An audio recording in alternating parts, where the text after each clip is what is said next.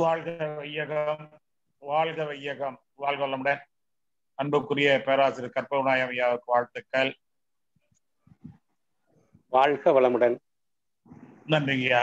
இணைப்புள்ள அனைவருக்கும் நன்றி வாழ்த்தாக தெரிவித்து, அருட்தந்தை வெளியே தொண்டாற்றி இன்பம் காண்போம் என்கின்ற ஒரே ஒரு தாரக மதத்தில் அனைவரும் மனைவி வைத்துக் கொண்டு தொண்டாற்றி இன்பம் காண்போம். எப்படி நீதி நெறி உணர் மாந்தராகி வாழும் நிலை உணர்ந்து தொண்டாற்றி இன்பம் காண்போம் நோக்கத்துல பயணித்துக் கொண்டிருக்கிறோம். தினசரி கொஞ்சம் கொஞ்சம் உயர்வாகிக்கிட்டே இருக்கிறோம்.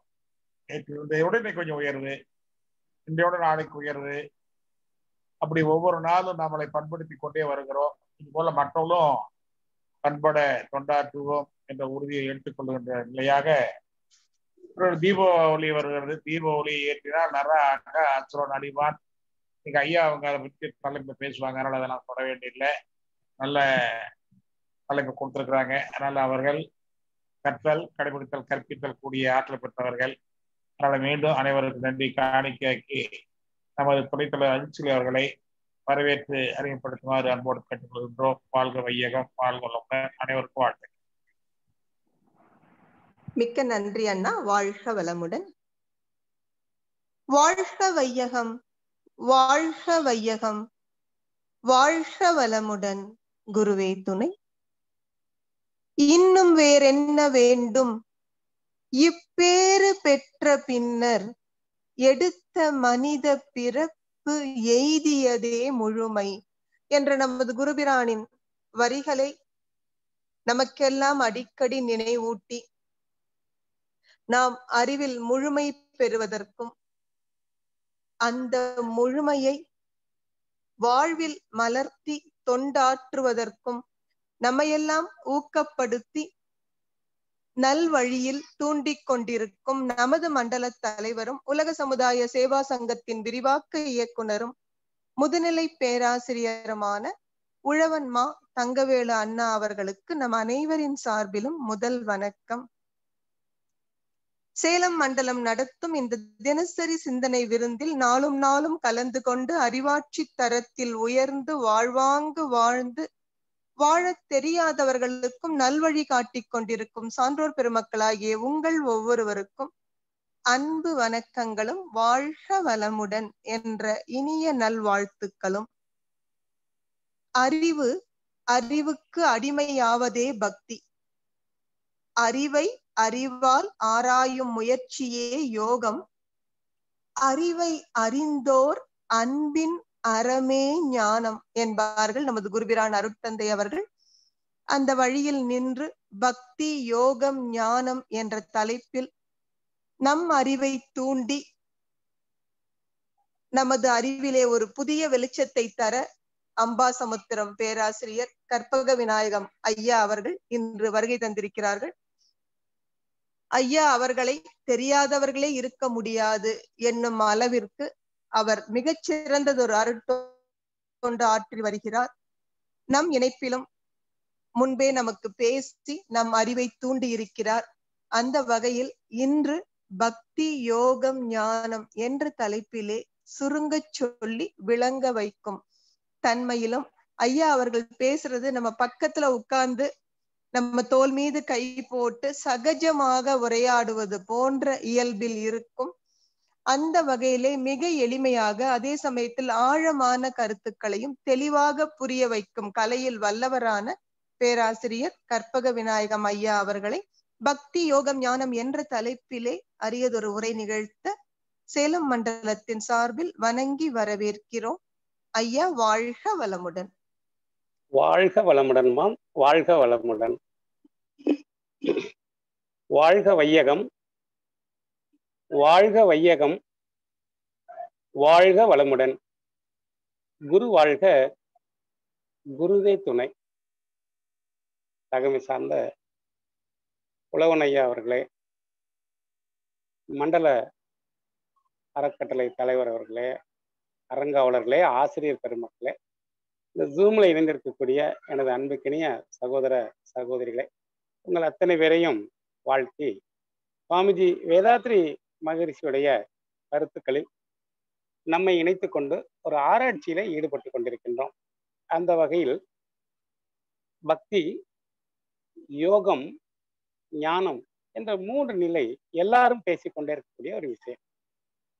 கோயில்ல போய் சாமி கும்பிடுறவங்க பக்திமான் அப்படி சொல்றோம். அதுல சில யோக நிலைகள்ல தவம் செய்து அபியாசங்களை செஞ்சுட்டு இருக்கவங்களாம் இவங்கெல்லாம் யோகிகள் என்று சொல்றாங்க. இந்த யோகத்தை உருவாக்கி இறைநிலையை உணர்ந்த மகான்களை 2 விஷயம், இறைவனை உணர்ந்திருப்பாங்க, உணர்ந்ததை ஓதி இருப்பாங்க. அப்படிப்பட்டவர்களை ஞானிகள். அந்த வகையில ஞானிகளும் உண்டு, யோகிகளும் உண்டு, பக்தியர்களும் உண்டு. இப்போ ஏன் இந்த காலகட்டத்துல இதை நம்ம எடுத்துக்கிட்டோம், இன்னைக்கு கடவுளை நல்ல வழிபடுபவர்கள் உண்டு, கடவுளே இல்லை என்று சொல்லக்கூடியவர்களும் உண்டு. இதனால இன்னைக்கு சமுதாயத்துல பலவிதமான குறைபாடுகளும் குற்றங்களும் மன வலிகளும் மன உளைச்சல்களும் இருப்பதை நாம புரிஞ்சுக்கிறோம். அந்த வகையில கடவுளை நம்ம காப்பாற்றணுமா அல்லது கடவுள் தான் நம்மை காப்பாற்றி கொண்டு இருக்கிறாரா என்ற ஒரு உணர்வை ஏற்படுத்திக்கணும் நாம. ஏனென்றால் முந்தியெல்லாம் நினைச்சிட்டு இருந்தோம் கடவுள் தான் நம்மளை காப்பாற்றுறாரு, அவனன்றி ஒரு அணுவும் அசையாது, எனவே கடவுள் நம்மளை உருவாக்கியிருக்கார், கடவுள் நம்மளை வழி நடத்துகிறார், கடவுள் நம்மளை ஆட்படுத்திக் கொள்கிறார் என்றெல்லாம் உணர்ந்திருக்கிறோம். இருந்தபோதும் சமீப காலகட்டத்துல ஒவ்வொருத்தருமே அந்த இறைவன் மேல ரொம்ப நாட்டம் வைத்தனாலோ என்னமோ தெரியல, கடவுளை தான் காப்பாற்ற வேண்டும் என்பதற்காக சில போராட்டங்களும் பிரச்சனைகளும் மன உளைச்சல்களும், இன்னொருத்தர் ஒருவருடைய அந்த பக்தி மார்க்கத்தை குறை சொல்லுவதும் கேலி பண்ணுவதுமாக மன உளைச்சல்களை நீங்க செஞ்சுட்டு இருக்க ஒரு செயலை அதை குறை சொல்ல வேண்டியதில்லை, அதுல ஏதாவது பிழைகள் இருக்குமானால் திருத்தம் செய்துக்கலாம், அது ஒன்றும் தவறு ஒன்றும் இல்லை. இருந்த போதும் அறிவின் விழிப்பு நிலை என்று சாமிஜி சொல்லுவார். அந்த வகையில சாமிஜியோட வழியில வந்த நாம் இந்த சிந்தனையை எடுத்து பார்ப்போம். பக்தி இருக்கு, யோகம் இருக்கு, ஞானம் இருக்கு.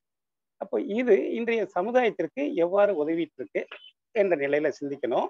அதே நேரத்துல எப்படி வந்திருக்கும் இந்த மாதிரி நிலையெல்லாம், ஏன்னா மனிதன்கிட்ட மட்டும்தான் பக்தி இருக்கு, யோகம் இருக்கு, ஞானம் இருக்கு.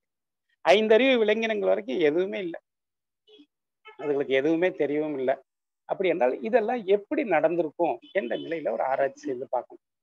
இறை தோற்றத்துல இறைநிலையிலிருந்து அந்த தன்மாற்ற நிகழ்ச்சி ஏற்பட்ட போது இறைநிலையிலிருந்து தோன்றியது விண் என்றும், அந்த விண்ணுடைய தொகுப்புகள் தான் பஞ்சபூதங்களாகலாம் மாறி வந்திருக்கிறது என்றும், இந்த பஞ்சபூத அமைப்பே ஒன்று சேர்ந்து அதுல மீண்டும் இந்த விண் இயங்குமானால் அது ஜீவன் அப்படி சொல்லலாம். ஒரு பஞ்சபூதம், நிலம், நீர், நெருப்பு, காற்று, ஆகாசம்னு 5 தத்துவம் இருக்கு. இந்த 5 பௌதீகங்களும் சேர்ந்து அதுக்குள்ளாக மீண்டும் இந்த ஆகாசம் ஊடுருவி இயங்கும் போது அதுக்குள்ள இருக்கக்கூடிய அந்த பஞ்சபூத தொகுப்புக்குள்ள இருக்கக்கூடிய உயிரணுக்கள் ஒண்ணு கெடுக்காம ஒண்ணு சார்ந்து இயங்கும் போது அது ஜீவன். உதாரணத்துக்கு தாவரம்னு எடுத்துக்கலாம். தாவரம் எடுத்துக்கிறோம், ஒரு செடி இருக்கு, அது எவ்வளவு உயரம் இருக்கு, எவ்வளவு வண்ணம் இருக்கோ அந்த அளவுக்கு உயிர் துகள்கள் உள்ள இருக்கு. ஆனா அந்த துகள்கள் ஒன்று தனக்கு தானே சுத்திக்கிட்டே இருக்கும், ஒன்று கெடுக்காது. அதே நேரத்துல என்னச்சுன்னா ஒண்ணு சார்ந்து சுத்தி ஒரு டொமைன் மாதிரி இருக்கும். அப்படிப்பட்ட நிலையில போது அது ஜீவன். இந்த ஜீவன்களுக்கெல்லாம் உணரும் தன்மை வந்தாச்சு. பஞ்சபூதங்களுக்கு தன்மாத்திரைகள் தான் இருக்கும், அழுத்தம், ஒளி, சுவை, மனம் அப்படிங்கிற 5 விதமான கரைசல்கள் இருக்கும். ஆகாசத்திலிருந்து அழுத்தம் கரையும், அது போல இந்த காற்றிலிருந்து சப்தம் அது கரைந்து கொண்டே இருக்கும், நெருப்பிலிருந்து வெளிச்சம், நீரிலிருந்து சுவை, நிலத்திலிருந்து ஒரு வாசனை கரைந்துட்டே இருக்கும். அது யாரு தொடுறாங்களோ அவங்க தண்ணி நம்ம குடிச்சா நமக்கு தண்ணி ருசி தெரியும். இது எந்த ஒரு தண்ணி, இது சேலத்தாத்து தண்ணியா அல்லது பவனச ஆத்து தண்ணியா என்பதெல்லாம் உணர்ந்துக்க முடியும். அப்போ யாருனாலும் என்ஜாய் பண்ணிக்கலாம், ஆனா அது தன்னை உணராத நிலையில கரைசலாக இருக்கும். இந்த பஞ்சபூதங்களும் ஒன்று சேர்ந்து பஞ்சபூதங்களுக்குள்ள மீண்டும் ஆகாசம் புகுந்து இயங்கும் போது ஜீவனாக மாறியதுல இந்த ஜீவன் இருக்கு பாருங்க, அந்த ஆகாசம், இது இந்த பஞ்சபூத கூட்டாக இருக்க அந்த உடலுக்குள்ள இயங்கும் போது தனக்கு தானே சுத்திட்டே இருக்கும்போது அதிலிருந்து வெளிப்படக்கூடிய ஒரு விரிவலை நம்ம உடம்புக்குள்ள இருக்கிற வெற்றி இடத்துல மோதி கரைஞ்சு காந்தமா மாறும். அப்படி காந்தம் மாறுறத ஜீவ காந்தம். எல்லா ஜீவனிடத்திலையும் இந்த காந்தம் இருக்கும். இப்ப தாவரத்துல இருக்கக்கூடிய காந்தம் அதனுடைய உடல் இயக்கங்களுக்காக போயிட்டே இருக்கு. சூரிய வெளிச்சத்தை அப்சர்வ் பண்ணது, காற்றுல இருக்கிற காற்றை நல்லா அப்சர்வ் பண்ணி கரி அமிலத்தை எடுத்துட்டு ஆக்சிஜனை வெளிப்படுத்துது, நீரை கீழே நிலத்துல இருந்து உறிஞ்சிக்குது. இந்த மாதிரி ப்ராசஸ்கள் எல்லாம் காந்தம் ஓடிட்டே இருக்கும்போது ஒரு 25% எக்ஸஸ் ஆகி வெளியில கழியும். அது தொடு உணர்வாக அந்த தாவரத்திற்கு உணரத்தக்க அளவுக்கு ஒரு மாற்றம் ஏற்பட்டது. இப்போ பஞ்சபூத கரைசல் தான். ஆனா பஞ்சபூதங்களும் சேர்ந்து மீண்டும் ஆகாசம் சேர்ந்த போது ஜீவனா மாறினோன்னு முதல்ல இந்த ஜீவன்ல இருந்து வெளிப்பட்ட அந்த காந்தம் தொடு உணர்வை பெற்றுக்கொள்ளக்கூடிய தன்மை இருந்தது. இதைத்தான் நாம என்ன பண்ணிடணும், இந்த உலகத்துல நாம ஆராய்ச்சிக்கு எடுத்துக்க போது ஒரு உணர்வு இருந்தா ஒரு அறிவு அப்படி கணக்கு வச்சோம். நம்ம தாவரத்திற்கு தொடு உணர்வு மட்டும் இருக்கு, எனவே அதுக்கு ஒரு அறிவு இருக்கு. புழுவுக்கு அதுக்கு வாயு இருக்கிறதுனால அதுக்கு 2 அறிவு இருக்கு. எறும்புக்கு மூக்கு வாசனை இருக்கு, அதனால அதுக்கு 3 அறிவு இருக்கு, அப்படியே வச்சோம். ஊர்வனத்துக்கு பார்க்கவும் முடியும், அப்ப 4 அறிவு இருக்கு. விலங்கினத்துக்கு கேட்கவும் முடியும், அப்போ அதுக்கு 5 அறிவு இருக்கு அப்படி சொன்னோம். இப்போ நம்மளுக்கும் நம்ம வச்சுக்கிட்டோம், எத்தனை அறிவு வச்சுக்கிட்டோம்னா நமக்கு எல்லாத்துக்கும் 6 அறிவு இருக்கு அப்படி சொல்லுவோம். 6 அறிவு எது அப்படின்னு ஒரு கேள்வி கேட்கும்போது ஒரு திணறல் இருக்கும். இருந்த போதும் நாம அதுக்கு சொல்லத்தான் செய்வோம். ஏன்னா நம்ம உடம்புல நமக்கு தொடு உணர்வு இருக்கிறதுனால நமக்கு ஒரு அறிவு ஓகே. அதே மாதிரி சுவை உணர்வு அநியாயத்துக்கு இருக்கு, அதனால 2 அறிவு இருக்கு வச்சுக்கலாம். வாசனை உணர்வு இருக்கு, அதனால 3 அறிவு இருக்கு. நமக்கு பார்க்கிற உணர்வு இருக்கு, 4 அறிவு இருக்கு வச்சுக்கலாம். கேட்கிற உணர்வு இருக்கு, 5 அறிவு இருக்கு வச்சுக்கலாம். அப்ப எது 6வது அறிவு என்று பார்த்தா அது தெரியல. அதுக்கான புலன்களும் இல்லை. புலன்கள் இருந்தாலே ஒவ்வொரு புலன்கள் வழியாகத்தானே இந்த அறிவை உணர்ந்து கொண்டது ஜீவகாந்தம். அப்படி பார்க்கும்போது இந்த 5 பௌதீகங்களையும் உணர்ந்தாச்சு. 6வதாக இருக்கிற ஏதோ ஒண்ணு நம்மகிட்ட இருக்கு, 6வது அறிவு இருக்குங்கிறத யாருமே மறக்க மாட்டோம். எதுன்னு தெரியாம இருக்கலாம், எங்க இருக்குன்னு தெரியாம இருக்கலாமே தவிர அதுக்காக எனக்கு 6 அறிவு இல்லை யாரும் சொல்ல மாட்டோம். யாராவது கோவத்துல சண்டை பிடிக்கும் போது அறிவு இருக்கான்னு கேட்டா நமக்கு ரொம்ப கோவம் வரும். என்ன காரணம், நமக்கு தான் 6 அறிவு இருக்கு, இன்னும் இந்த ஆளு நம்மகிட்ட போய் அறிவு இருக்கான்னு கேட்கறதுனா இல்லை. நம்ம ஏதோ தவறு பண்ணியிருக்கோம், அவரை துன்பப்படுத்தியிருக்கோம், அவரை மிதிச்சிருக்கோம், அவரை ஏதோ அடிச்சிருக்கோம், அல்லது அவரை ஏதோ கஷ்டப்படுத்திருக்கோம். அதான் சொல்றாரு, என்னங்க உங்களை அன்பு கருணையே இல்லை, என்னையே இப்படி துன்பப்படுத்தினீங்க, உங்களுக்கு அறிவு வேலை செய்யலையான்னு கேட்கறாங்க.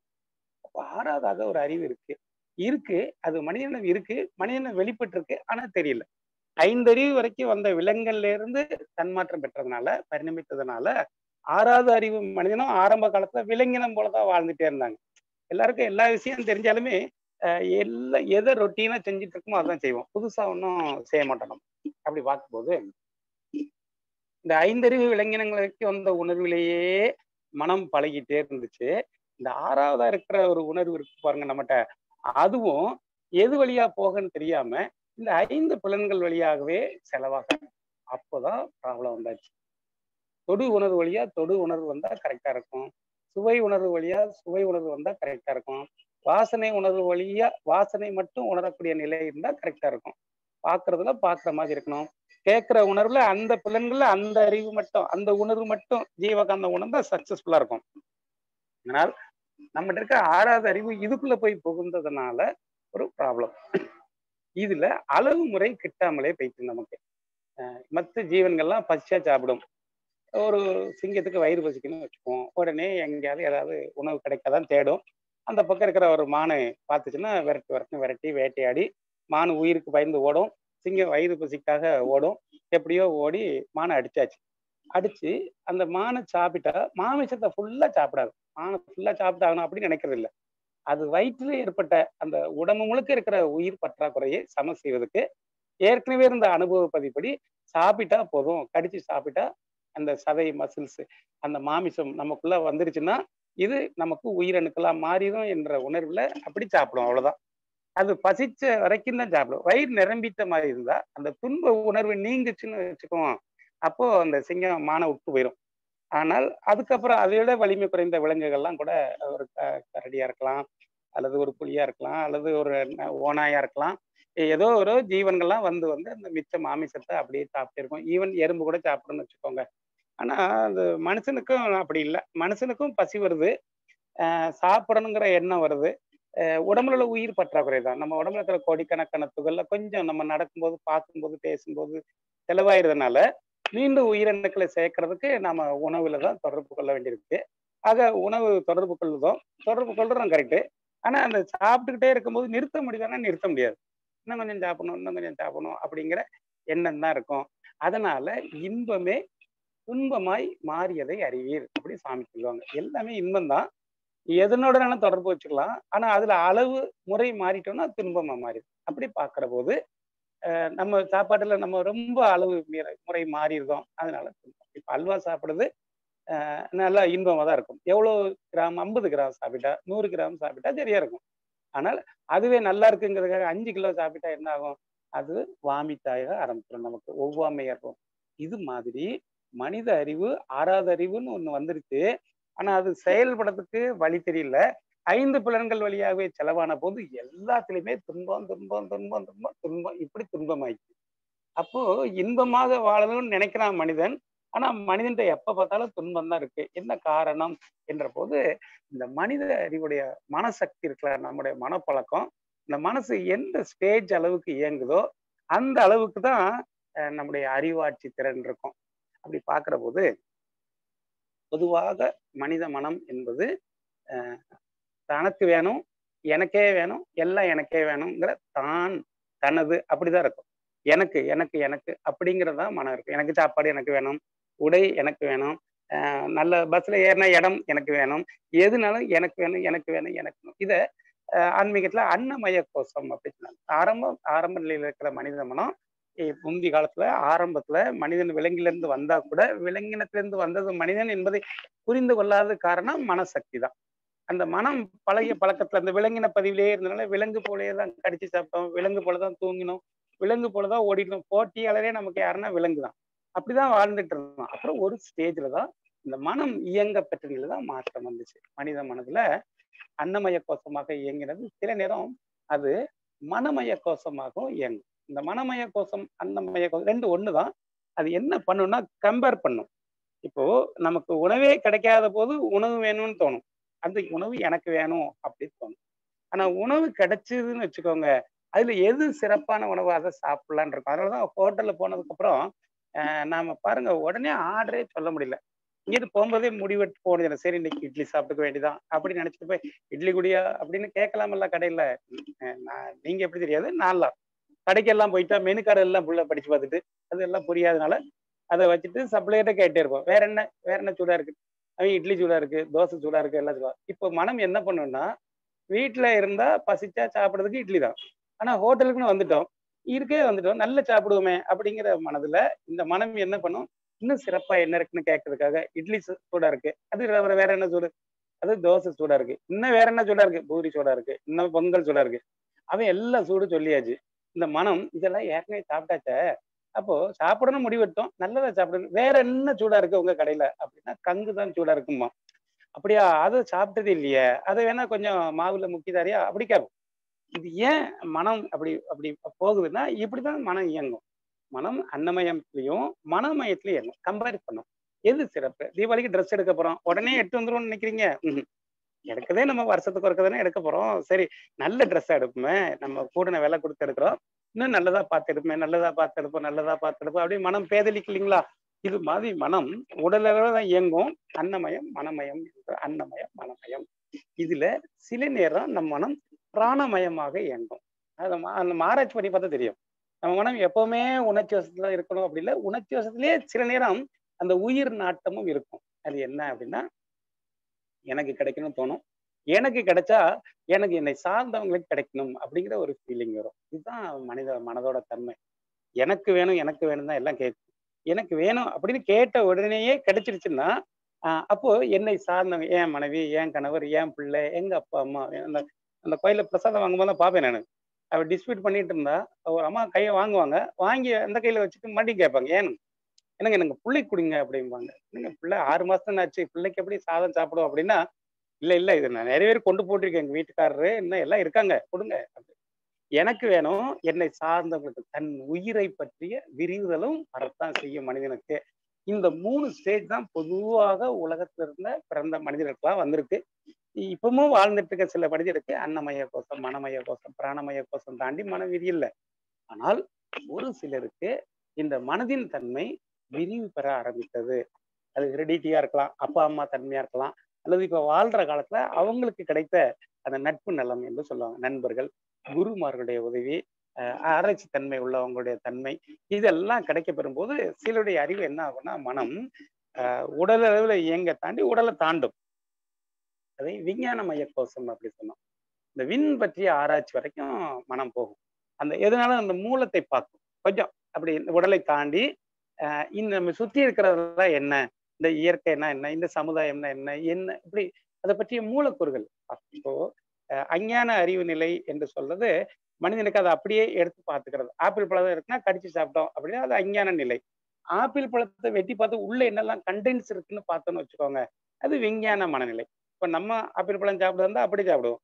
ஒரு விஞ்ஞானிகிட்ட கொடுத்தோம் ஆப்பிள் பழத்தைன்னா அவரு கொஞ்ச நேரம் பார்த்துட்டே இருப்பாரு. என்னையா பாக்குறேன்னா இதுல என்னென்ன கண்டென்ட்ஸ் இருக்குன்னு பார்த்தேன், வைட்டமின் ஏ இருக்கா, பி இருக்கா, டி இருக்கா பார்த்தேன் பாரு.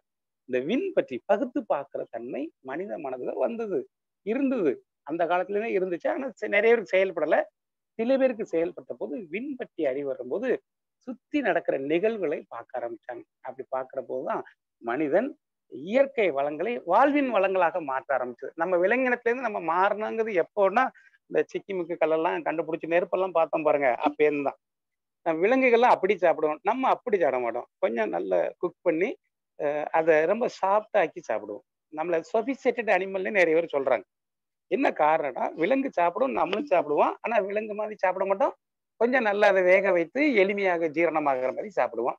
விலங்குகள்லாம் அப்படியே படுத்துவோம், நம்ம அப்படி கிடையாது. நம்ம நல்ல கர்லான் மெத்த போட்டு வீட்டுக்குள்ள நல்ல ஏசி எல்லாம் மாட்டி ஃபேன் எல்லாம் போட்டு தான் தூங்குவோம். இப்ப தூங்குற வேலை தான் இருந்த போதும் சபிஸ்டிகேட்டடா கொஞ்சம் சுகமாக நாம தூங்குவோங்க. அப்போ இந்த மனிதன் அவனுடைய இந்த பிற சூழ்நிலையை ஆராயும் போது தன்னை சார்ந்து இருக்கிற மனிதன், தன்னை சுற்றி இருக்கிற மனிதன், இதெல்லாம் பார்க்கும்போது தான் இந்த விண் பற்றிய அறிவும் இயற்கை பற்றிய அறிவும் வர ஆரம்பிச்சது. இயற்கை எப்படி வருதுன்னு. அதனாலதான் முந்தைய ஆற்றங்கரை ஓரத்துலதான் மனிதன் வாழ்ந்தான். ஏன்னா தண்ணி வேணும் அப்படிங்கிறதுக்காக. இப்ப நம்ம அப்படியே வாழ்ந்துட்டு இருக்கோம். நம்ம சேலத்துல இருப்போம், தண்ணி எங்க இருந்தாவது கொண்டு வரணும், அவ்வளவுதான். நம்ம வீட்டுல ஆளுக்கு ஒரு டேமை கட்டி உட்கார்ந்தாலும் உட்காந்துமே தவிர நாம தண்ணீர் நோக்கி போறது இல்லை. எது வேணாலும் நம்ம நோக்கி கொன்ற அளவுக்கு இந்த அறிவு, விண் பற்றிய அறிவு, இந்த சமுதாயத்தை பற்றிய அறிவு, இந்த இயற்கை பற்றிய அறிவெல்லாம் தெரிய ஆரம்பிச்சு. எப்ப மழை பெய்யும், எப்ப வெயில் அடிக்கும், எப்ப புயல் அடிக்கும், எப்ப நமக்கு ஆபத்து வரும், எப்போ இயற்கை சூற்றத்துல இருந்து நமக்கு துன்பங்கள் வரும், அந்த துன்பங்கள் இருந்து நம்மளை எப்படி பாதுகாத்துக்கிறது என்ற எல்லாமே மனிதனுடைய அந்த எக்ஸ்ட்ரா சிந்தனையான அறிவு தான். அது உடல் தாண்டிய அறிவு, அது விஞ்ஞான அறிவு என்று சொல்லுவாங்க. அந்த மனம் அந்த விண் ஆகாசம் வரைக்கும் அது விரிஞ்சனால விஞ்ஞானமய கோஷம் அப்படின்னு சொன்னாங்க. சில மனிதர்களுக்கு இந்த விண்ணையும் தாண்டும். இந்த விண்ணுக்கும் மூலம் என்ன அப்படின்னு கண்டுபிடிச்சு பார்த்தது அது ஆனந்த மயக்கோஷம் அல்லது மெஞ்ஞான மயக்கோஷம் சொல்லுவாங்க. ஆனந்த மயக்கோஷம் மூலத்தை கண்டுபிடிக்கிறது. மூலம், இதனுடைய மூலம் என்ன, இதனுடைய மூலம் என்ன, இதனுடைய மூலம் என்ன என்று கண்டுபிடித்து அது நிறைவு பெறக்கூடிய நிலை. அப்படிப்பட்ட மனித அறிவுல வந்ததுதான் ஞான நிலை என்று சொல்லுவோம். எதை பார்த்தாலும் அதனுடைய உள்பொருளை பார்க்கக்கூடிய ஒரு அறிவு மனிதனிடம் வர ஆரம்பிச்சது. நுணுகி நுணுகி பார்த்து அதனுடைய மூலத்தை உணரக்கூடிய. இப்ப நமக்கு பாருங்க, எதுனாலுமே நமக்கு அந்த உள்ள மறைஞ்சிருந்தா அந்த மறைஞ்சிருக்கதை பாக்குறங்கிற ஃபீலிங்ஸ் இருக்கு. அதைதான் மறை பொருட்களை உணரக்கூடிய அறிவு தான் ஆறாவது அறிவு சொன்னாங்க. இப்போ மனம் இருக்கா அப்படின்னா மனம் இருக்கு, இருக்கு எல்லாருக்கும் இருக்கு, ஆமா சொல்லுவோம். எங்க இருக்குன்னா ஐயோ எங்க இருக்கு தெரியலையே சொல்லுவோம். உயிர் இருக்கான்னு கேட்டா அம்மா உயிர் இருக்கு சொல்லுவோம். எங்க இருக்கு? அது உடம்புக்குள்ள கிடக்கு சொல்லுவோம். எங்க இருக்குன்னு தெரியாது. கடவுள் இருக்கா? அம்மா கடவுள் இருக்கு சொல்லுவோம். சரி கடவுள் எங்க இருக்காரு? ஐயோ அது தெரியலையே சொல்லுவோம். அப்போ மறை பொருள் என்பது இருக்கும். ஆனா எனக்கு என் அறிவுக்கு எட்டல, அவ்வளவுதான்.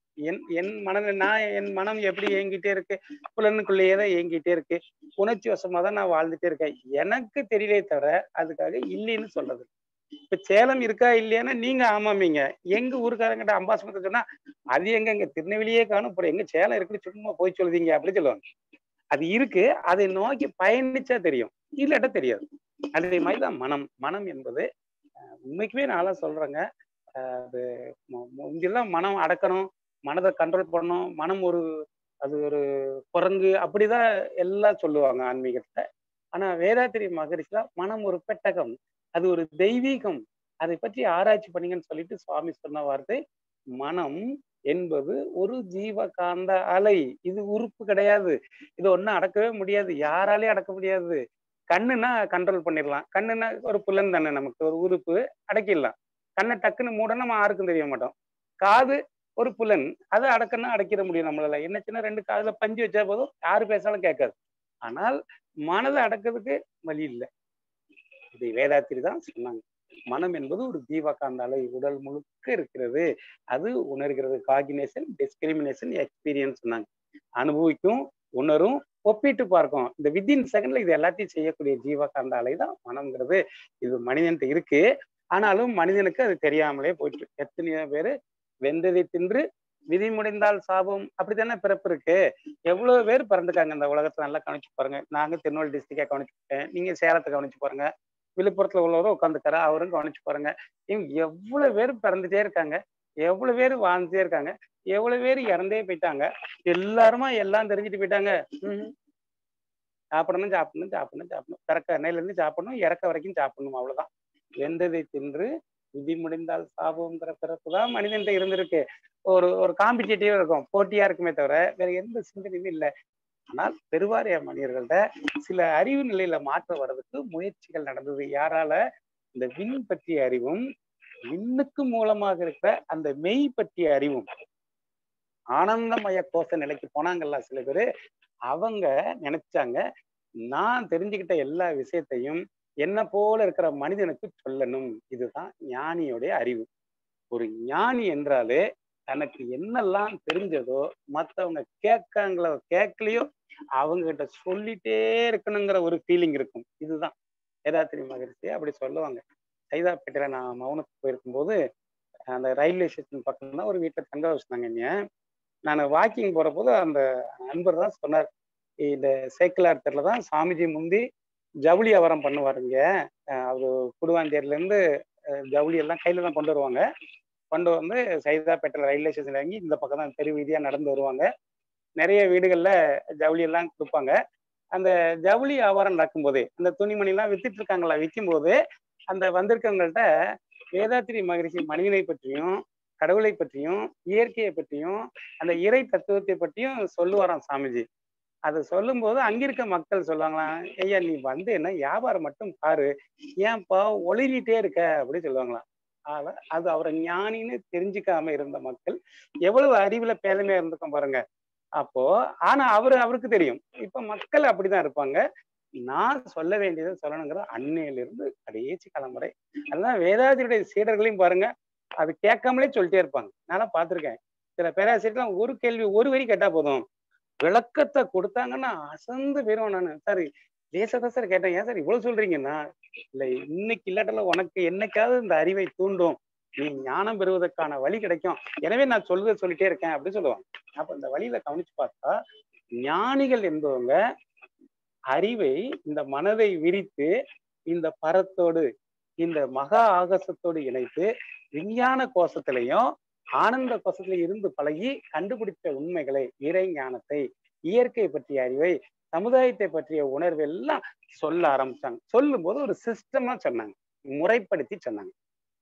ஞானிகள் வடிவமைத்தாங்க, எப்படி இயற்கையை மனிதன் உணர்ந்துக்குது, எப்படி சமுதாயத்தை உணர்ந்துக்குது, எப்படி இந்த உலகத்தை. அன்னைக்கு மனிதன் போட்டியில ஒருத்தன் கொன்னுடுவான். அவனுடைய வேலையே என்னன்னா பழி வாங்குறது மட்டும்தாங்க மனிதனுக்கு. விலங்கின பதிவு வரைக்கும் கொஞ்சம் சண்டை சச்சரவு இருக்குங்க, ஆனா பழி வாங்க உணர்வு இருக்காது. அது இப்ப யானைக்கே ரொம்ப மதம் பிடிச்சிட்டு சொல்லுவாங்க, ரொம்ப கோவம் வந்து மதம் பிடிச்சா கூட எப்படி என்ன செஞ்சிட போகுது, ஒரு 4-5 தென்னை மரத்தோட மட்டையெல்லாம் உடைச்சு போடுங்கல்ல, அல்லது எதையாவது 2 செடி மரத்தை முட்டி விடும், அவ்வளவுதானே செய்ய முடியும். யானைக்கு அவ்வளவுதான் கோவங்க. ஆனா மனிதனுக்கு கோவம் வந்தா என்ன ஆகும்னு நினைச்சு பாருங்க, அழிச்சிருவாங்க, எல்லாத்தையும் கொண்டுருவாங்க. அப்போ எங்கெல்லாம் மனிதன் தன்னை உணராம, தன் வாழ்வின் நோக்கம் தெரியாம, தான் எதுக்கு பிறந்தோம், எதுக்கு வாழ்ந்துட்டு இருக்கோம் தெரியாம மனிதன் ஒருத்தனை கொன்னு குவிக்கும் போது அங்கேதான் ஞானிகள் தோன்றி அந்த மனிதர்களை பக்குவப்படுத்திய நிலை கொண்டு வந்தாங்க, வழிமுறைப்படுத்தினாங்க, அந்த நெறிமுறைப்படுத்தினாங்க. ஒழுக்கம், கடமை, ஈகை, இந்த 3 விஷயம் மனித வாழ்க்கையில அடிப்படையானது. அப்போ மனித அறிவு உயரணும். மனித அறிவு அப்படியே இருக்கக்கூடாது, வந்தோம் பிறந்தோம் சாப்பிட்டோம் போனோம்னு இருக்கக்கூடாது. இந்த அறிவு வேலை செய்யணும், அறிவு வளர்ச்சி பெறணும். இந்த அறிவு வளர வளர ஆள் வளர வளர அறிவு வளரணும். இந்த அறிவு வளர்ச்சியில ஒவ்வொரு விஷயத்தையுமே இந்த மனிதன் ஒழுக்கத்தோடு கையாளணும், கடமை செய்யணும், ஈகை பண்ணணும், இரக்க சித்தம் வரணும், பிறர் துன்பப்படுத்த கண்டு போக்கணும், பிறரை துன்பப்படுத்தக்கூடாது, பிறரை வருத்தப்படுத்தக்கூடாது. இதெல்லாம் உணர்ந்தவங்க ஞானிகள். இந்த ஞானிகள் இறங்கி வந்து, எல்லா ஞானிகளும் இறங்கி வந்தாங்கன்னு சொல்ல முடியாது. கண்டவர் விண்டிலர் சொல்லியிருக்காங்க. இறைநிலை வரைக்கும் போனவங்க, இறைநிலையை உணர்ந்தவங்க அப்படியே இல்லாமலே போயிட்டாங்க. கண்டவர் விண்டிலர் சொல்ல முடியாம போயிட்டாங்க. சில பேர் தான் அதுல மேன்மை பெற்றாங்க. ஒரு பெரிய அமுத பாத்திரம் இருக்குன்னு வச்சுக்கோங்களேன், பெரிய உயரமான ஒரு பெரிய பானை, அது நிறைய அமிர்தம் இருக்கு. அத அமிர்தத்தை எடுக்கிறதுக்கு லட்சக்கணக்கான பேர் முயற்சி பண்ணாங்க. அதுல சில பேர் மட்டும் அது போய் தொட்டாங்க. சில பேர் அந்த அமிர்தத்திலேயே தோய்ந்து போயிட்டாங்க, அதுலயே மூழ்கி போயிட்டாங்க. சில பேர் மட்டும் அந்த அமிர்தத்தை சுவைச்சிட்டு அந்த அமிர்தத்தை கையில எடுத்துட்டு கீழே ஏற முடியாம இருக்காம பாருங்க, அவங்களுக்கும் ஏற முயற்சிக்காத மனிதர்களுக்கும் இந்த அமிர்தத்தை கொடுக்கணுங்கிறதுக்காக எடுத்துட்டு வந்த பாதை அதுதான் யோக மார்க்கம் சொல்றாங்க. அப்போ ஞான நிலையில இருந்த மனிதர்கள் மனிதன் என்பதை முதல்ல இந்த உலகத்துல எல்லா மனிதனையும் மனிதன் புரிய வைக்கணும். ஏன்னா மனிதனே புரியலைங்க. விலங்கு போலதானே வாழ்ந்துட்டு இருக்கோம், விலங்கு போலதானே சண்டை பிடிக்கும், விலங்கு போலதானே இருக்கோம், வேற என்ன செஞ்சிருக்கோம்? 6வது அறிவே வேலையை செய்யலைன்றாரு ஒருத்தருங்க. 5 அறிவுல டெவலப்மெண்ட் தான் ஆயிருக்கு மனுஷனுக்கு. 6வது அறிவு வேலை செய்யல. 6வது அறிவு வேலை செஞ்சா அவன் ஞான நிலையை பெற்றிருப்பான், அறிவில் தெளிவு கிடைச்சிருக்கும். அதனால 5 அறிவுல டெவலப் பண்ணு. இப்போ எத்தனை விஞ்ஞான கருவிகள் கண்டுபிடிச்சாலும் அத்தனையுமே புலன்களுக்கான கருவி தானே கண்டுபிடிச்சிருக்கோம். முந்தி நடந்தே போனோம், இப்ப பைக்கு கார்ல போறோம், அப்படித்தானே? முந்தி வேலை செய்யும் போது கஷ்டப்பட்டு அம்மி அரைச்சி வேலை செஞ்சோம், இப்ப அதுக்கு மிக்சி கண்டுபிடிச்சாச்சு. தோசைக்கு உரல்ல போட்டு அரைச்சிட்டு இருந்தோம், இப்ப அதுக்கு கிரைண்டர் கண்டுபிடிச்சாச்சு. நடக்கிறதுக்கு, பார்க்கறதுக்கு, பேசுறதுக்கு எல்லாத்துக்கும் கருவிகளை கண்டுபிடிச்சாலும் அது புலன்களுக்கான கருவி தானே கண்டுபிடிச்சிருக்கோம். வேற என்னத்த 6வது அறிவை கண்டுபிடிச்சோம் தெரியலையே என்ற போது அந்த ஞான நிலையில இருந்தவங்க எப்படியாச்சும் மனிதனை உயர்த்தணும், முதல்ல மனிதனை தெரிய வைக்கணும், விளங்க வைக்கணும், முதல்ல விளக்கம் கொடுக்கணும் அந்த மனிதனுக்குன்னு போராடி பார்த்தாங்க. அப்படி வந்த நிலைதான் யோக மார்க்கம் என்பது. இப்ப நம்ம குரு அவரு ஞானி, வேதாத்திரி மகரிஷி ஞானியாக இருக்கார். நம்மள என்ன பண்றாருங்க, நம்மளை உயர்த்துறாரு கொஞ்சம் கொஞ்சமாக. நீங்க ஒன்னொன்னா உணர்ந்து பாருங்க, புரிஞ்சுக்கோங்க, விளங்கிக்கோங்க. விளங்கி கொண்டால் நிச்சயமாக வெற்றி பெற்று அறிவு முழுமை பெற்றுவிடும். இதுதான் முழுமை பெறதுக்கான வழி, பர்ஃபெக்ஷன் பெறதுக்கான வழி என்று சொல்றாங்க. ஆனா என்ன, யோக மார்க்கம் என்பது கொஞ்சம் கஷ்டமா இருக்கும். இப்ப மன்றத்திலேயே நம்ம சேலத்துல எத்தனை 1000 பேர், எத்தனை லட்சம் பேர் கூட சேர்ந்து இருப்பாங்க மன்றத்துல. அத்தனை பேர் இந்த யோக மார்க்கத்துல தொடர்ந்து வராங்களான்னா வரல. என்ன சொல்லுவாங்க, நேரம் இல்லை சொல்லுவாங்க, அது நம்மளுக்கு முடிய மாட்டேங்குது சொல்லுவாங்க. யோக மார்க்கம் நல்லதுதான், ஆனா அது அப்புறம் பார்த்துக்கலாம் சொல்லுவாங்க. யோகா பண்ண, உடற்பயிற்சி பண்ணுங்க டெய்லி. ஐயோ அதுக்கு பண்ணதுக்கு நேரமே இல்லைங்க நம்மளுக்கு, அப்படி எல்லாம் சொல்லுவாங்க. உண்மைதானே? அப்ப யோகத்தை சிரமமாகவே பாவிச்சாங்க மக்கள். ஆனா யோகத்தை யாரும் வெறுத்தது இல்லை. யோகம் வந்து யோகா வார்த்தை வெறுப்பான மார்க்கம் இல்ல, ஆனா அதை ஃபாலோ பண்ண முடியல, அது ஈஸியா இல்லை. அப்போ ஈஸியா ஆக்கணும் என்பதுக்காக ஞானிகளுக்கு ஒரே நோக்கம், மனிதன் தன்னை விளங்கிக் கொள்ள வேண்டும். ஒரு சிங்கம் குட்டி போட்டிருக்கு நிறைய காட்டுல. குட்டி போட்டதுல ஒரு குட்டி மட்டும் மிஸ் ஆயிட்டு, அது அப்படியே ஆடுகள் கூட போய் சேர்ந்துட்டு, ஆடு மேயதுக்கு வந்த இடத்துல போய் அதுக்குள்ள சேர்ந்து ஆட்டு கூடத்தோடயே போயிட்டு ரொம்ப நாளா ஆட்டுடைய அந்த பட்டியல் சொல்லுவாங்களா, அதுக்குள்ளேயே வாழ்ந்ததுனால ஆடு போலயே புல்லு திங்க ஆரம்பிச்சு, ஆடு போல பேனு பார்த்து பார்த்தானுங்க நம்முடைய பழக்க வழக்கங்கள் வரும். அப்ப ஆடுகள்லாம் பேன் கத்துது, இந்த சிங்கக்குட்டியும் பேன் கத்துது, இப்படி வளர்ந்துட்டே இருக்கு. ஒரு நாளைக்கு காட்டுக்கு மறுபடியும் ஆடுகளை மேய்க்குது கொண்டு வந்து விட்டுருக்காங்க. அப்படி விட்டும்போது எல்லாம் புல்லு மேய்ஞ்சிட்டு இருக்குதுங்க. சிங்கம் காட்டுக்குள்ள வந்துருச்சு, ஆடுகளா இருக்க ஏதாவது ஒண்ணு அடிச்சாப்பலான்னு வந்தது. பார்த்தா அந்த ஆட்டு கூட்டத்துல தன்னோட குட்டி சிங்கம் நிக்கிறத பார்த்தோன்னா அசந்துட்டு, என்னடா இதுவும் நம்மால அங்க போய் நிக்கானேன்ட்டு இது வர ஆரம்பிச்ச உடனே எல்லா ஆடுகளும் ஓட சொல்லிச்சு, ஓடிடுங்க சிங்கம் வருது, நம்ம ஆம்பிட்டா செத்தோம், அதனால எல்லாரும் பெலங்கொண்ட மட்டும் ஸ்பீடா ஓடுங்கன்னாக்கா எல்லாம் பேன்னு கத்திட்டு ஓடுது. ஈவன் இந்த சிங்கக்குட்டியும் பேன்னு கத்திட்டே ஓடுது. எப்படி இருக்கும், சிங்கத்துக்கு பயங்கர கோபம். அது சிங்கக்குட்டி தான் பிடிச்சது. பிடிச்சு எடுத்த உடனே அது போய் சொல்லுச்சு, இங்க பாரு, நீ வந்து ஆடு இல்ல, நீ சிங்கம், நீ கர்ச்சிக்க கூடியவன், நீ அந்த பேன்னு ஆடு மாதிரி கத்திட்டு இருக்க, நீ சிங்கம் அப்படின்னுச்சு. இல்ல இல்லைன்னா பேன்னு பயந்துச்சு. அது ஒரு நீர்நிலை, சின்ன குட்டையில போய் தண்ணி கிடக்கு, அதுல போய் சிங்கம் காமிச்சது, என்னோட முகத்தை பாரு உன்னோட முகத்தை பாரு, ரெண்டு ஒரே சடைக்கு இருக்குமா, அப்போ நீ நானும் யாரு, சிங்கம் அப்படின்னுச்சு. அப்போ கொஞ்சம் யோசனை இந்த சிங்கக்குட்டிக்கு, அப்ப நம்ம ஆடு இல்லையோ, நம்ம சிங்கமா அப்படின்னு அந்த தண்ணிக்குள்ள தன் உருவத்தை பார்க்கும்போது சிங்கமான்னு தோணுச்சு. இருந்த போதும் பேன்னு கத்துச்சா, ரொம்ப கோபம் வந்தது சிங்கத்துக்கு. ஏன்னா நம்ம பிள்ளையா வந்து ஆடு மாதிரி கத்திட்டு இருக்கேன்னு ஒரு அடி கொடுத்துச்சா. அந்த கருமையத்தில் இருக்கக்கூடிய பதிவு இருக்குல்ல, அது மிகுந்து வரத்தான் செய்யும். அந்த கருமைய பதிவு வெளிப்பட்டு இந்த சிங்கக்குட்டி முதல் முறையாக கர்ச்சிக்க ஆரம்பிச்சது. அந்த காடே அதிர்ந்து போச்சு, சிங்கக்குட்டியும் பயந்து போச்சு.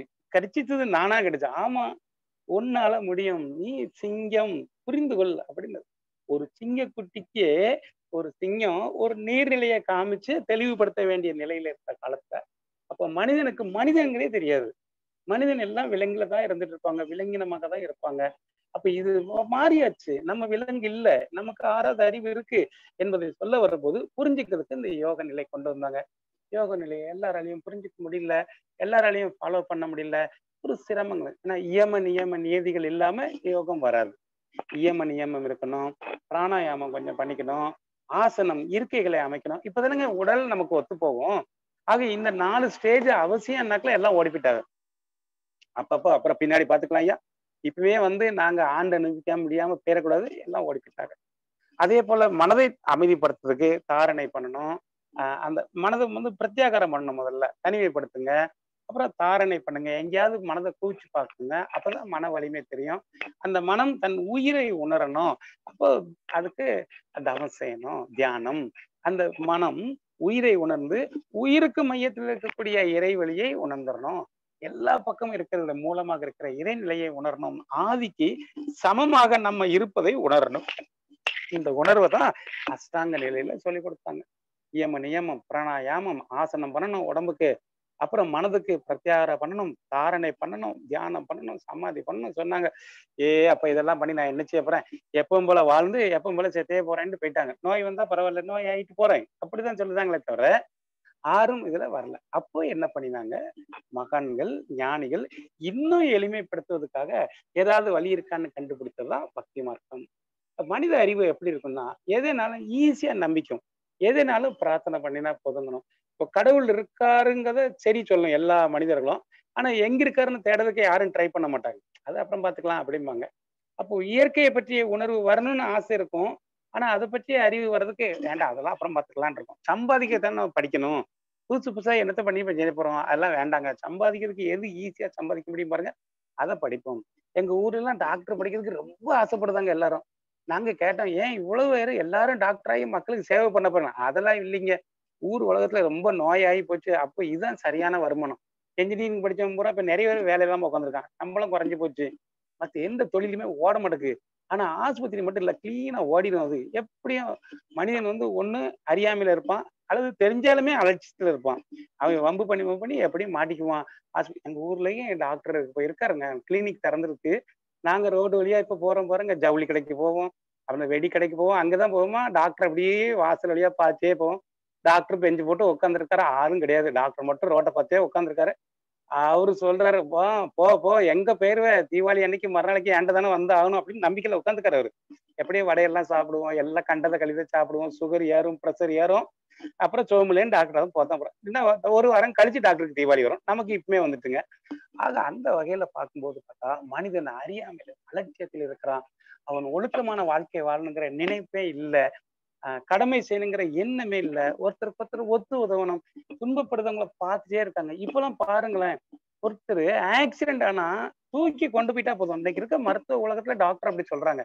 ஐயோ எவ்வளவு ஆக்சிடென்ட், கையே வெட்டி போட்டாலும் பரவாயில்லைங்கய்யா, ஒரு பையில வச்சு கொண்டு வந்துருங்க, ஆஸ்பத்திரி கொண்டு வந்துட்டா நாங்க உடனே குணமாக்கிறோங்க. ஆனா அதை தூக்கிட்டு போறதுக்கு ஆள் இல்லைங்க.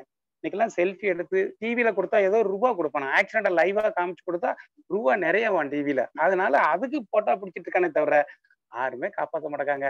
அப்போ இரக்க சித்தம் இல்ல, ஒழுக்கம் இல்ல, கடமை இல்லை, இதெல்லாம் புரிய வைக்கிறதுக்காக அந்த மனித அறிவுக்கு இயங்கிதான் பக்தி மார்க்கம் என்ற நிலையில ஏற்படுத்தி கொடுத்தாங்க. கடவுளை வணங்குங்க, கடவுளை உணருங்க, கடவுள் தான் நமக்கு மேல இருக்காரு, கடவுள் தான் நம்மளை படைச்சாரு, கடவுள் தான் நம்மளை வாழ வச்சிருக்காரு, கடவுள் தான் நம்மளை அவரோட சேர்த்துக்க போறாரு. ஆனா நாம இந்த உலகத்துல ஒழுக்கமா இருந்தா, கடமை செஞ்சா, ஈகை பண்ண நம்மள சொர்க்கத்துல கூட்டு போய் வச்சுக்குவாரு.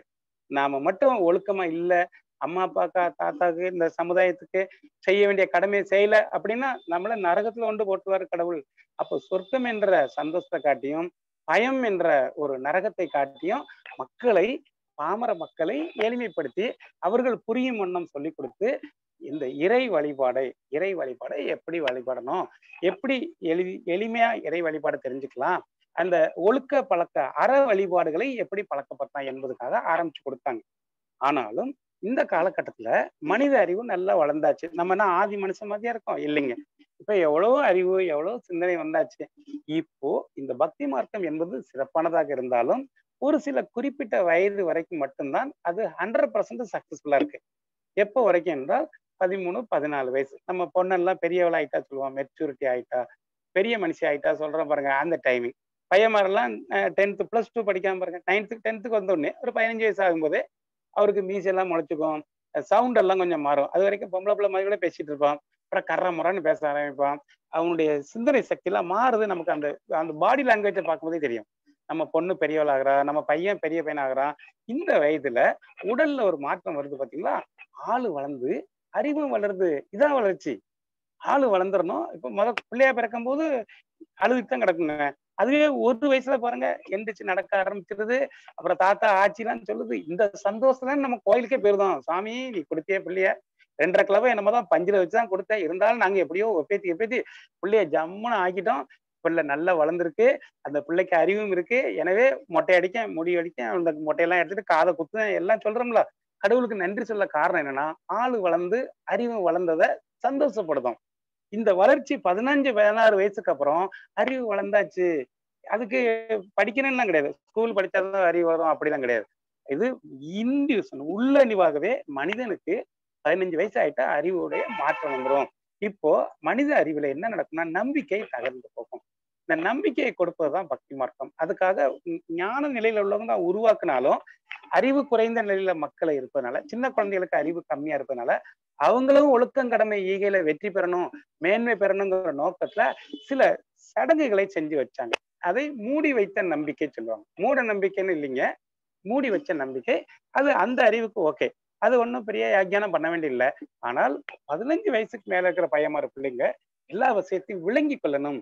இயற்கைனா என்ன, இறைவன்னா யாரு என்பதை உணர்ந்து கொள்ளணும். தாயினா யாரு, தந்தைனா யாரு, சகோதரன் யாரு, சகோதரி யாரு, என் கூட இருக்க மனுஷன் யாரு, என் கூட இருக்க ஜீவராசிகள் யாரு, ஏன் நாமெல்லாம் பிறந்தோம், ஏன் வாழ்ந்தோம், நமக்கு ஏன் சாப்பாடு தராங்க இவங்க, நமக்கு ஏன் உடை கொடுக்காங்க, நாம திருப்பி இவங்களுக்கு என்ன செலுத்தலாம் என்ற அறிவெல்லாம் வருகிற போது இதை தூண்டுவதுதான் யோக மார்க்க நிலை. நம்முடைய யோக நிலையில அவர் எல்லாவற்றையும் புரிய வைத்துட்டா அறிவு முழுமை பெற ஆரம்பித்திடும். இதை பெர்ஃபெக்ஷன் என்று சொல்லுவோம். அறிவு முழுமை பெற்றுவிட்டா வீடு பேரு அடைதல் சொல்லுவாங்க. நம்ம மழை நீர் நம்ம கவனிச்சு பாருங்க, கடல்ல இருந்து சூரிய வெளிச்சத்துல ஹீட்டாயிட்டு நீராவியா மேல வந்ததுக்கு அப்புறம் ஓடிட்டே தான் இருக்கும். மேகமா ஓடி மழை பெஞ்சுன்னா எங்கேயாவது நிக்கிறது இல்லை. பூமியில எல்லா பக்கம் ஓடிட்டே இருக்கு. ஆனா ஆற்றுல போய் ஆற்றுல ஓடி அது கடலுக்கிட்ட போனோன்னு நின்னே போகும். அப்படி நின்றது இல்லைங்களா? என்ன காரணம்? அவ்வளவுதான், இங்கதான் பரப்பிட்டேன், இங்கே வந்து சேர்ந்தாச்சு. அந்த மாதிரி இந்த மனித அறிவு என்பது தெய்வத்துடைய வெளிப்பாடு. 6வது அறிவு என்பது இறைவனே மனிதனாக வெளிப்பட்ட ஒரு நிலை. 5 பூதங்களும் வந்தது 5 அறிவுல வந்துச்சுங்க. 6வதாக வந்திருக்கிறது தெய்வம் தான். 6வதாக மனிதன் வெளிப்படுது என்றால் நான் தெய்வம். அதனாலதான் மனிதர்களுக்கு எல்லாத்துக்கும் கடவுள் பெயரை ஆரம்பிச்சாங்க. இப்ப என் பெயர் கூட கற்பக விநாயகன் தான். அப்படின்னா யாரு? நான் பிள்ளையார்னு இருக்கும். அப்ப நான் பிள்ளையாரா? நீங்களாம் கும்பிடுவீங்களான்னா கும்பிட மாட்டேங்க. ஆனாலும் எங்க அப்பா என்ன நோக்கத்துல விட்டுருக்காருன்னா, இந்த மனிதன் தெய்வம் ஆவான் கண்டிப்பாக. ஆணவம், கண்வம், மாயை என்ற மும்மலங்களால் நாம கருமையம் கலங்கப்பட்டிருக்கு. நம்மளை யாருன்னே தெரியாம உட்கார்ந்துருக்கோம். இதை மட்டும் கலங்கத்தை தூய்மைப்படுத்திட்டா மனிதனும் தெய்வமும் ஒன்றுதான். இந்த மனிதனும் தெய்வம் ஒன்று என்று சொன்னது வேதாத்திரி மகரிஷி தான். ஒரு கடவுளுக்கு தான் இன்னைக்கு இருக்க சமுதாயம் வந்திருக்குது.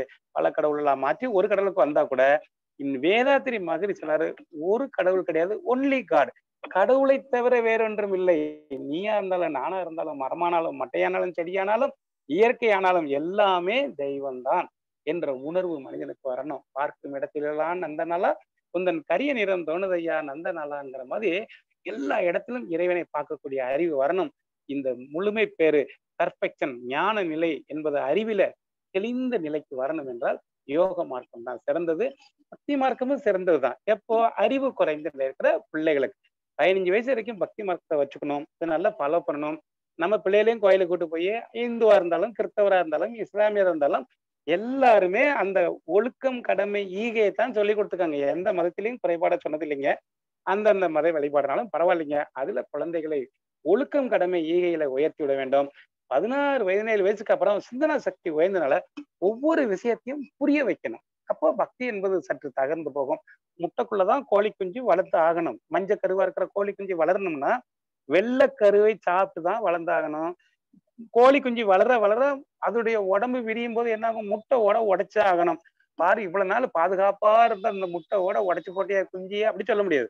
கோழி குஞ்சு வெளிப்படுத்தணும். தன்னை வெளிப்படணும் என்றாலே அது முட்டையோட உடைக்கிற சின்னம். அது மாதிரி பக்திக்கும் யோகத்துக்கும் எந்த மாற்றமும் இல்லை. ஆனால் வளர்ச்சி, அறிவு வளரும்போது, ஆளு வளர்ந்து அறிவு வளரும் போது அது முதிர்ச்சி பெற்ற நிலைக்கு வருகிறது. அதனால எதுவுமே குறைபாடுகள் கிடையாது. பக்தி என்பது 15 வயது வரை சரியான மார்க்கமாகத்தான் இருக்கிறது. ஆனால் மனிதன் அறிவு மேன்மை பெற பெற அறிவு தக்கன்னு வரும். 1 வயசு பிள்ளை பால் பாட்டுல குடிச்சு தொட்டில தூங்கினா நம்மளாம் தொட்டில போட்டு ஆட்டம் செய்வோம். அதுக்காக 25 பையன் வரும், நான் பாட்டுல தான் பாலை குடிப்பேன், தொட்டில தான் படுப்பேன், எங்கேயா மங்கன்னு பேசினா என்னையா அறிவு வளராம இருக்குன்னு சொல்லுவோம்.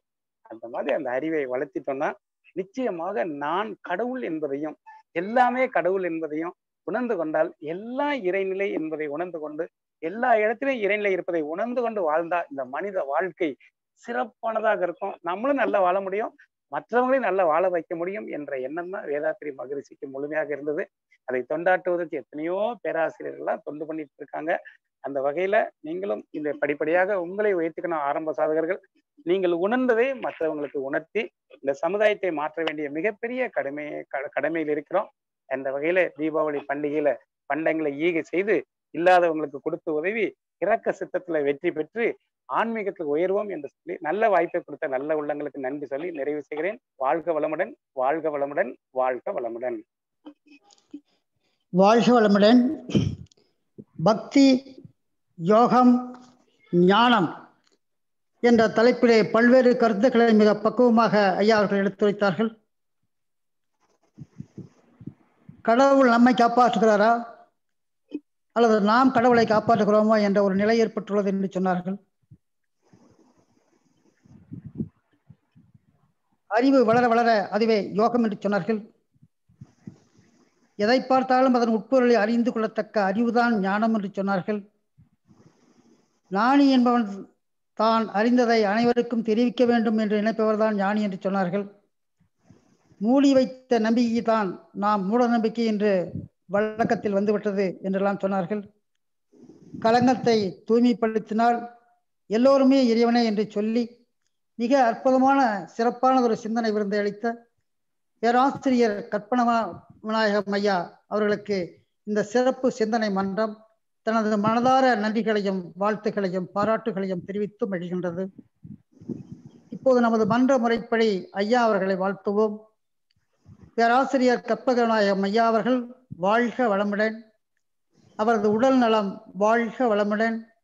அவரது அன்பு குடும்பம் வாழ்க வளமுடன். அவரது ஆன்மீக தொண்டு வாழ்க வளமுடன். அவருடைய அருள்துறை பொருள்துறை அனைத்தும் வாழ்க வளமுடன். இதுவரை ஆர்வத்தோடு இந்த இணைப்பிலே இணைந்து சிறப்பானதொரு சிந்தனை விருந்தை செய்யுமெடுத்த இருபால் மெய்யன்பர்கள் அனைவரையும் வாழ்க வளமுடன் என வாழ்த்தி நன்றியை காணிக்கையாக்குகிறோம். இதே போல நாளை 3 மணிக்கு நடக்க இருக்கும் சிந்தனை விருந்திலே கலந்து கொண்டு சிறப்புரையாற்ற நமது அன்பிற்கினிய பேராசிரியர் முருகேசன் ஐயா, மண்டல தலைவர் மதுரை அவர்கள் உணவில் ஒழுங்கு என்ற தலைப்பிலே பேச உள்ளார்கள். அதில் அனைவரும் கலந்து கொண்டு பயன்பெற வேண்டுமாய் அன்போடு கேட்டுக்கொள்கிறோம்.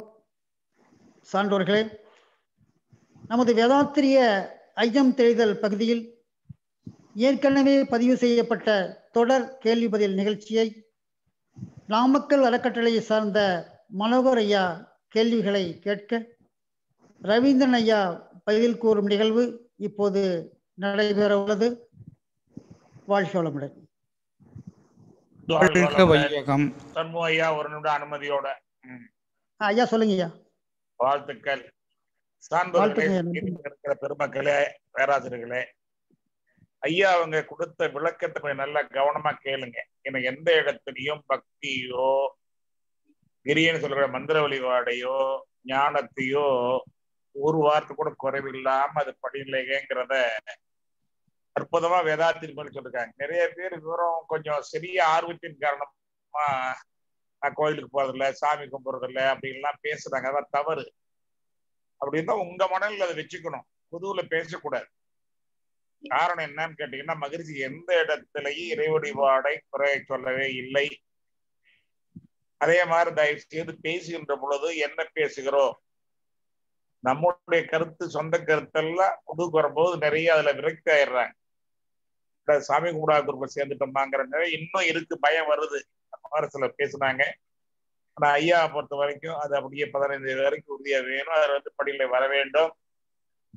அதாவது பொன்னம்பலம் குன்றக்குடி இளையப்பட்ட பொன்னம்பலையா சொன்ன வார்த்தை எல்லாரும் நாம வச்சுக்குவோம். ஆன்மீகவாதி, அதாவது ஆன்மீகவாதிகள் எல்லாம் ஆன்மீக உள்ள மதவாதிகள் என்ன பண்ணாங்கன்னா, நாங்கள் பயிர்களை விளைவிக்கிறோம் என்று மூடநம்பிக்கை கலைகளை வளர்த்து விட்டார்கள். பயிர்களை விளைவிக்கிறோம் என்று மூடநம்பிக்கை என்று கலைகளை வளர்த்து விட்டார்கள்.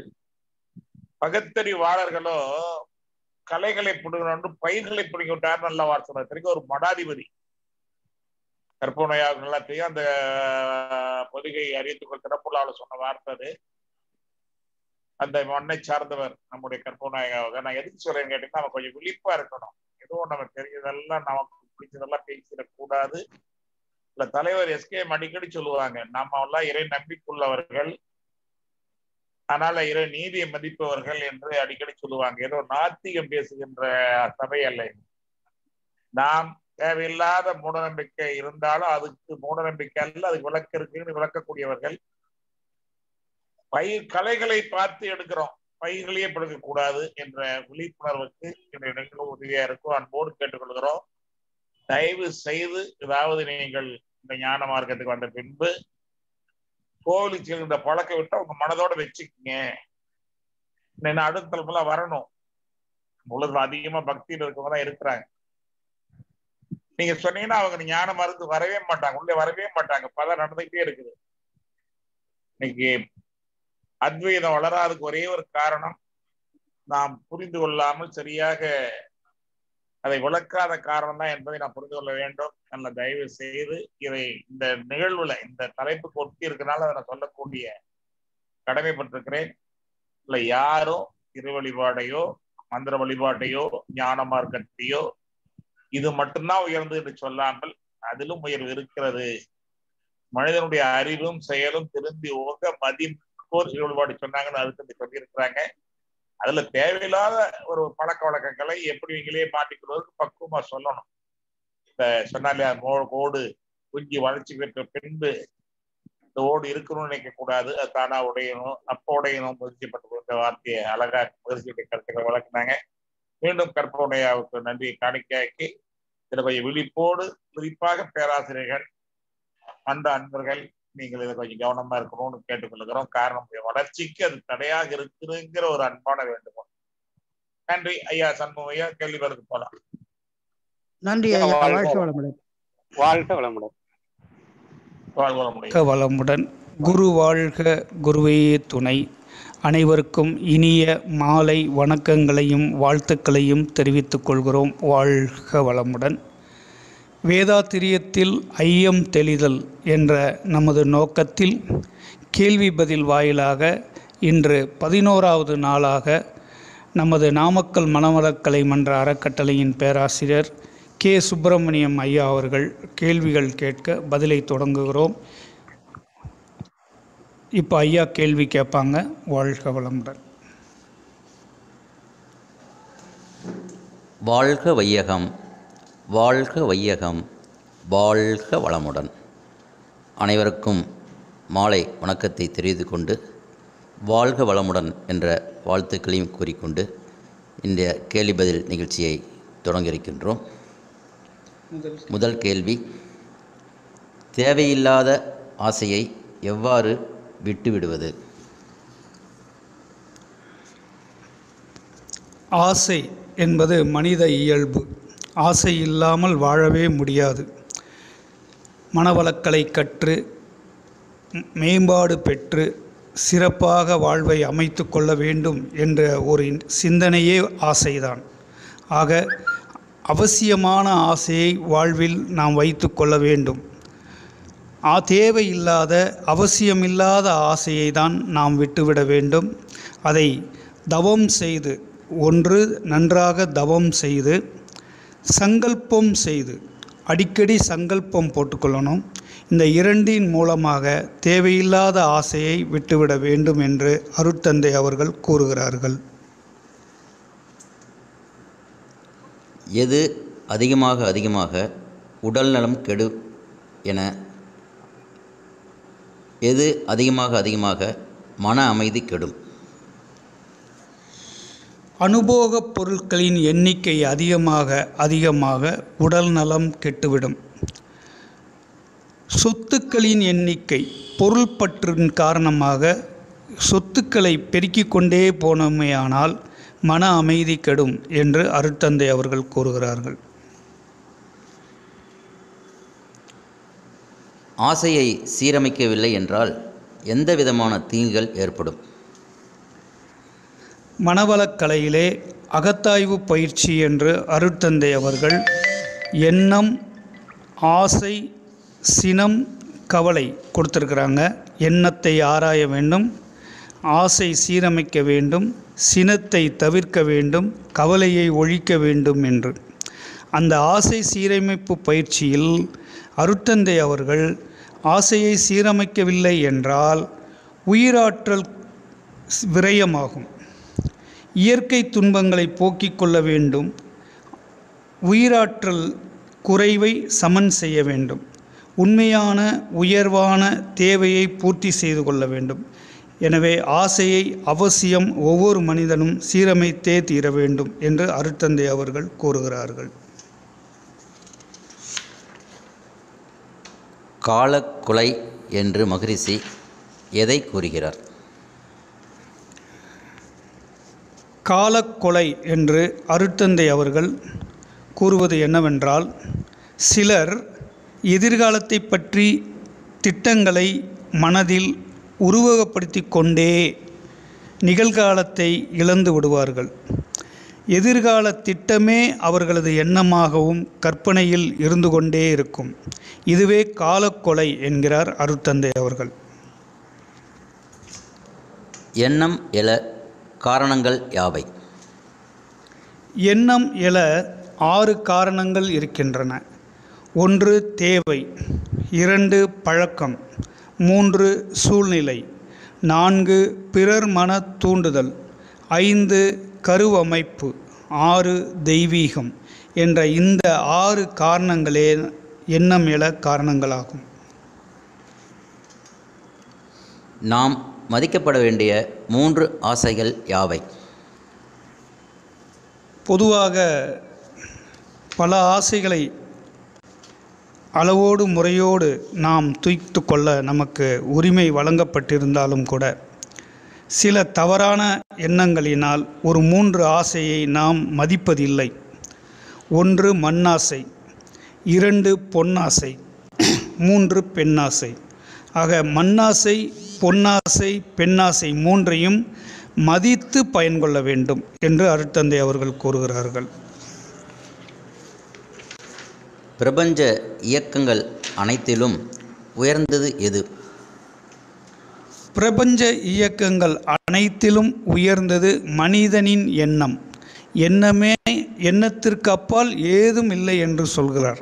எண்ணமே பிரபஞ்சத்தில் இயக்கத்தில் மிக உயர்ந்தது. 2 விழிப்புணர்வு எது? விழிப்புணர்வாக வாழ வேண்டும். அயராத விழிப்பு நிலை 1, விளைவறிந்த விழிப்பு நிலை 2. ஆக இந்த 2 விழிப்புணர்வு நமக்கு தேவை. ஆசை எத்தனை குணங்களாக மறுமலர்ச்சி அடைகிறது? ஆசை 6 குணங்களாக மறுமலர்ச்சி அடைகிறது. ஆசை விரிந்து மறுமலர்ச்சி அடைந்து அது பேராசையாகிறது. அதன் தொடர்ச்சியாக சினம், கடும் பற்று, முறையற்ற பால் கவர்ச்சி, உயர்வு தாழ்வு மனப்பான்மை, வஞ்சம், இந்த 6ஐயும் நாம் மனவளக்கலையில் 6 தீய குணங்கள் என்றும் அதை சீரமைக்க வேண்டும் என்ற நோக்கில் அருகுண சீரமைப்பு பயிற்சியாகவும் அருட்தந்தை அவர்கள் வழங்கியிருக்கிறார்கள்.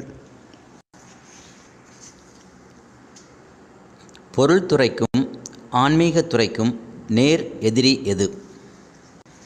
அருள்துறை, பொருள்துறை. ஒரு மனிதன் இந்த 2லுமே முன்னேற வேண்டியதாயிருக்கிறது. இந்த 2 துறையிலும் முன்னேற விடாமல் நமக்கு எதிரியாக இருப்பது நாம் பெரும் சினம். சினமே பொருள் துறைக்கும் ஆன்மீகத் துறைக்கும் நேர் எதிரியாகும். எவர் ஒருவர் ஆன்மீகத்தின் பக்கம் அடியெடுத்து வைக்க முடியாது. மீண்டும் சினம்தான். சினம் மற்றும் கவலை இந்த இரண்டையும் கொண்டவர்கள் ஆன்மீகத்தின் பக்கம் அடியெடுத்து வைக்க முடியாது, தவம் நிற்காது. யார் மீது அடிக்கடி சினம் வருகிறது? சினம் நமக்கு நெருங்கிய உறவினர் மீதும் நெருங்கிய நண்பர்கள் மீதும் நமக்கு பொதுவாக நன்மை செய்கிறவர்கள் மீதும் தான் சினம் வருகிறது. இது ஒரு நன்றி கெட்ட தனம் என்று அருட்தந்தை அவர்கள் எச்சரிக்கிறார்கள். ஆகவே விழிப்புணர்வுடன் இருந்து சினத்தை தவிர்க்க வேண்டும். எந்த குணம் இல்லாமல் குணநலப்பேறு அமைய முடியாது. மனவளக்கலையில் நோக்கம், வாழ்வின் நோக்கம் முழுமை பேறு. அதற்கு அடித்தளமான குணநலப் பேரை நாம் பெற வேண்டுமே ஆனால் பொறுமை வேண்டும். பொறுமை இல்லை என்றால் குணநலப் பேறு அடைய முடியாது. பொறுமை என்றால் பொறுத்து கொள்ளும் தன்மை. பிறர் வளர்ச்சியை பார்த்து பொறுத்து கொள்ளாத தன்மையை பொறாமை என்றும், பொறுமையாக இருப்பதை பொறுமை என்றும் கூறுகிறார்கள் அருட்தந்தை அவர்கள். பொறுமை எதற்கு ஒப்பாகும்? பொறுமை இறைநிலைக்கு ஒப்பாகும். எவ்வாறு இறைநிலைக்கு எல்லை இல்லையோ அதே போல பொறுமைக்கும் எல்லை இல்லை. பொதுவாக நாம் உலகியல் வாழ்வில் பொறுமைக்கு எல்லை உண்டு என்ற ஒரு கருத்திலே பெரும்பாலான மனிதர்கள் வாழ்கிறார்கள். ஆனால் அருட்தந்தை அவர்கள் பொறுமைக்கு எல்லையே இல்லை, அது இறைநிலைக்கு ஒப்பாகும் என்று கூறுகிறார். அருள்துறையின் சிறப்பு யாது? ஒன்றும் இல்லைங்க, நமக்கு தீங்கு செய்தவர்களுக்கும் நாம் நன்மை செய்வதுதான் அருள்துறையின் சிறப்பாகும். வாழ்க வளமுடன். இன்றைய நிகழ்வினை இத்தோடு நாம் நிறைவு செய்து கொண்டு மீண்டும் நாளை சந்திக்கலாம். மீண்டும் ஒரு முறை அனைவருக்கும் வணக்கத்தையும் வாழ்த்துக்களையும் தெரிவித்துக் கொண்டு நிறைவு செய்கிறோம். வாழ்க வளமுடன். வாழ்க வளமுடன். கேள்வி பதில் நிகழ்ச்சியை மிகச்சிறப்பாக நடத்திய VKS மணியையா அவர்களுக்கும் மற்றும் ரவி ஐயா அவர்களுக்கும் இந்த சிறப்பு சிந்தனை மன்றம் தனது மனமார்ந்த வாழ்த்துக்களையும் நன்றியோடு தெரிவித்துக் கொள்கிறது. வாழ்க வளமுடன். வாழ்த்துக்கள். நிறைவு.